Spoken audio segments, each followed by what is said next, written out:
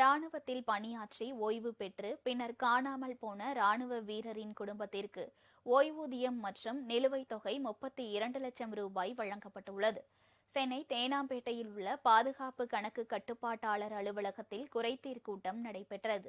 முப்படைகளில் பணியாற்றி ஓய்வு பெற்றவர்களின் மனுக்களுக்கு அப்போது தீர்வு காணப்பட்டது. அந்த வகையில் நாகராஜ் என்பவர் பணி ஓய்விற்கு பிறகு 2008ஆம் ஆண்டு காணாமல் போய்விட்டார்.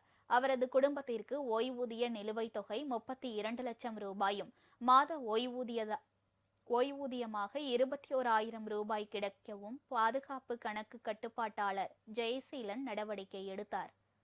2008 அவருடைய கணவர் நாகராஜ் அப்படிங்கிறவர் ஆர்மியில் ஹவில்தாராக ஒர்க் பண்ணிவிட்டு 25 வருஷம் ஒர்க் பண்ணிவிட்டு வீட்டுக்கு வராங்க. வந்துட்டு கிட்டத்தட்ட ஒரு வருடத்துக்கு குறைவாக தான், ஒரு 10 மாதம் தான் வீட்டில் இருக்காங்க. இருந்த பிறகு ஒரு நாள் திடீர்னு பார்த்தா வீட்டுக்கு வரவில்லை. மிஸ்ஸிங் கேஸ்னு சொல்லி போலீஸ்லாம் எஃப்ஐஆர்லாம் வாங்கி ப்ராசஸ் பண்ணி இன்று அவர்களுக்கு சேர வேண்டிய தொகை, அதாவது 2008 சேரக்கூடிய தொகையை கிட்டத்தட்ட 32 லட்சத்து ரூபா நாங்கள் அவங்களுக்கு நிலுவைத் தொகையாக கொடுத்துட்ருக்கோம்.